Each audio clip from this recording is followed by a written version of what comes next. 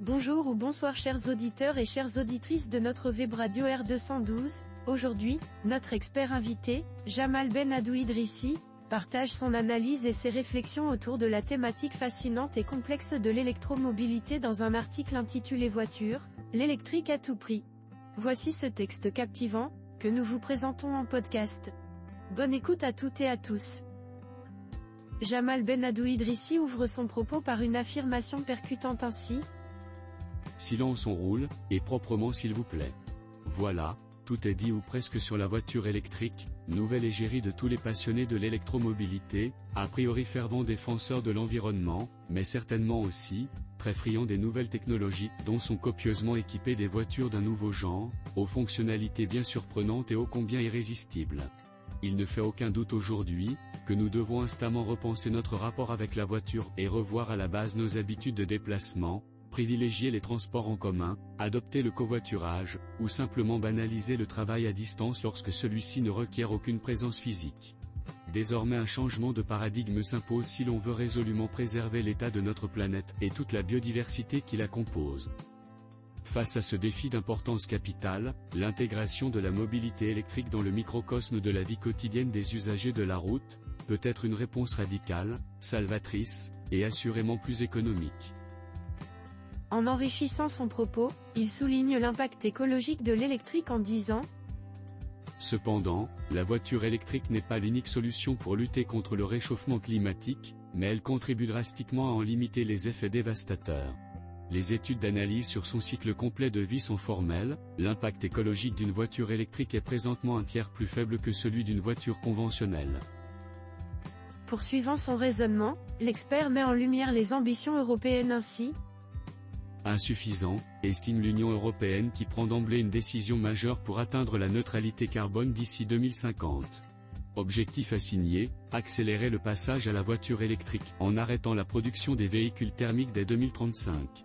Bien qu'il soit suffisamment louable sur le plan environnemental, cet ambitieux objectif passe en sourdine nombre d'aspects éminemment complexes d'ordre économique et infrastructurel, qui plus est, dans un contexte de concurrence mondiale acharnée. Il explore ensuite l'évolution rapide de la technologie. Hier encore, ce qui n'était qu'un concept futuriste pour les chercheurs les plus exaltés des nouvelles technologies, la voiture électrique est devenue aujourd'hui une réalité incontournable gagnant de plus en plus les cœurs et les esprits, avec des solutions particulièrement innovantes, à même d'atténuer fortement les indéniables nuisances sur les écosystèmes, la dégradation de l'air, et la pollution sonore dont il n'est pas moins urgent d'endiguer les effets gênants et perturbateurs. En substance, une réduction notoire et simultanée des émissions de CO2 et de décibels, jouera indubitablement le rôle de catalyseur qui propulsera l'adoption massive des véhicules électriques, lorsque de surcroît, la dite adoption est assortie de nouveautés aussi ingénieuses que pratiques. Actuellement, le virage de plus en plus attractif vers l'électrique, n'est pas qu'une alternative à la dépendance thermique, il offre surtout l'opportunité de réinventer notre mobilité à tous, pour la rendre plus propre, plus efficace et plus accessible. Passé ce cap, la transition énergétique versera fatalement tout le paysage automobile dans l'ère d'une révolution inexorable, silencieuse et puissante. L'expert illustre ses propos avec un aperçu des tendances mondiales.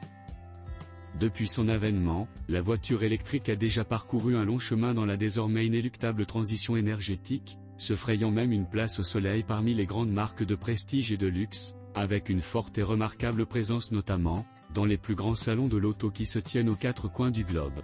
Et pour cause, le mondial de Paris tenu courant octobre dernier, s'est particulièrement illustré par le Made in China, se plaçant en pole position avec des modèles haut de gamme, ultra perfectionnés et entièrement digitalisés.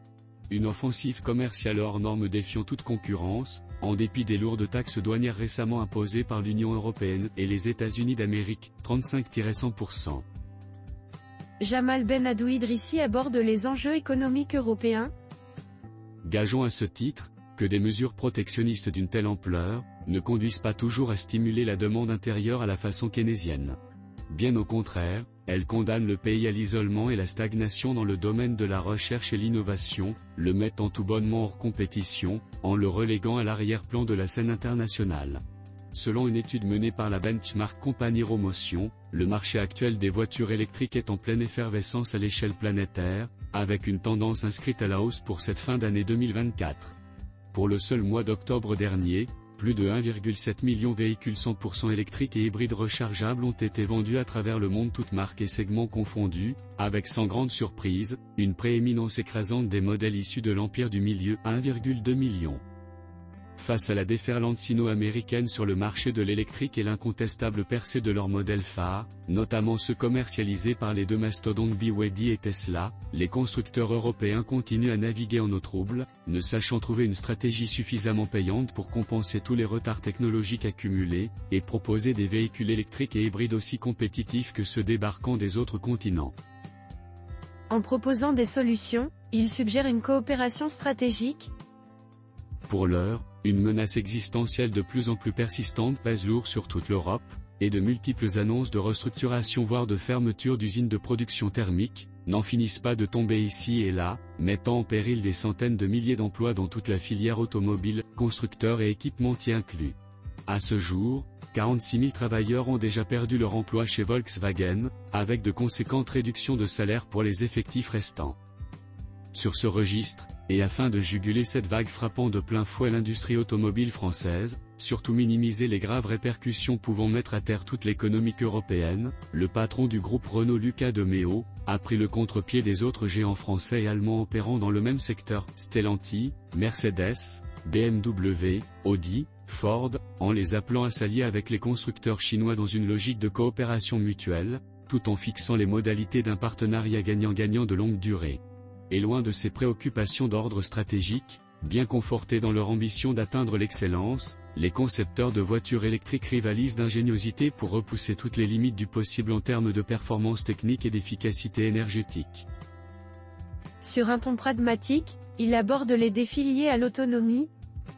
Au rythme de leur inépuisable inspiration, ils s'attellent à rendre totalement désuète la vieille et traditionnelle mécanique automobile, toujours aussi gourmande en hydrocarbures, diesel, essence, gaz, et responsable majeur de l'indélébile pollution atmosphérique qu'elle répand insidieusement sur toute la planète. Par ailleurs, céder au charme et aux sirènes de la voiture électrique, relève bien d'une décision courageuse et mûrement réfléchie, qui au-delà de toute motivation écologique, invite tout acquéreur potentiel à expérimenter une technologie à la fois révolutionnaire et attractive, faisant fi de toutes les fausses craintes circulant à son encontre. Des rumeurs au demeurant sans fondement, délibérément propagées par une farouche minorité de réfractaires en manque d'inspiration, toujours aussi attachés au rugissement de leur moteur à combustion et son incomparable capacité d'autonomie. Sur ce dernier point en particulier, il est utile de noter que les capacités d'autonomie actuellement proposées sur le marché, caracolent aux alentours de 600 km en cycle WLTP, correspondant à une charge complète de 100 kWh de densité de batterie. Raisonnablement, aurions-nous vraiment besoin de plus de stockage si la moyenne de nos déplacements urbains ne dépasse guère les 100 km par jour? Elon Musk, pionnier en la matière, recommande d'adapter le choix des véhicules à la réalité des besoins propres en trajet à parcourir, et d'éviter ainsi les capacités excessives remettant en cause les gains de productivité escomptés. Sur un autre front, cette fois purement technique, c'est sur l'asphalte qu'une confrontation directe peut rapidement faire la différence entre les deux modes de propulsion, électrique versus thermique. Les principaux indicateurs de référence à mettre en concurrence sont, la puissance motrice exprimée en nombre de chevaux, CH, et la vitesse de rotation donnée par le couple moteur en Nm, Nm. Les deux valeurs permettant une appréciation concluante sur le niveau d'efficacité et de performance de chaque type de motorisation. Et à ce sujet, le constat est sans appel, la puissance et le rendement d'un moteur électrique sont au minimum 2 fois plus élevés que ceux d'un moteur thermique. Enfin, il conclut son article par une réflexion sur l'avenir de l'électrique. Au final, techniquement il n'y a pas photo, autant comparer un TGV à une locomotive à vapeur du siècle dernier. Et quid de la question principale relative au prix à l'achat des véhicules électriques, jugés encore assez élevés par rapport à leurs homologues thermiques? D'aucuns prédisent que les courbes de prix finiront par se croiser, voire même s'inverser au cours de la prochaine décennie, à l'approche du rendez-vous fatidique sifflant la fin de l'ère thermique. Enfin, pour faire suite à l'allusion faite au début de l'article, tout n'est toujours pas dit sur la voiture électrique. Le sujet qui abonde en questionnements légitimes sur des enjeux aussi majeurs, demeurera certainement à l'affût d'autres avancées technologiques à venir. Une chose est sûre, entre idées reçues et réalité du terrain, l'univers de la voiture électrique n'a pas fini de nous surprendre. Restons tous confiants en un futur vert, durable et définitivement électrisant. Alors, Sommes-nous prêts à prendre le volant de la transition énergétique et relever tous les défis? Par Jamal Ben Adou Idrissi.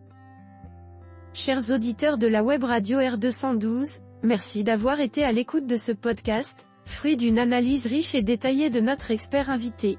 Nous espérons que ce moment d'échange vous a inspiré et éclairé. Rendez-vous très bientôt pour un nouveau sujet passionnant. Avec toute notre gratitude, l'équipe de R212.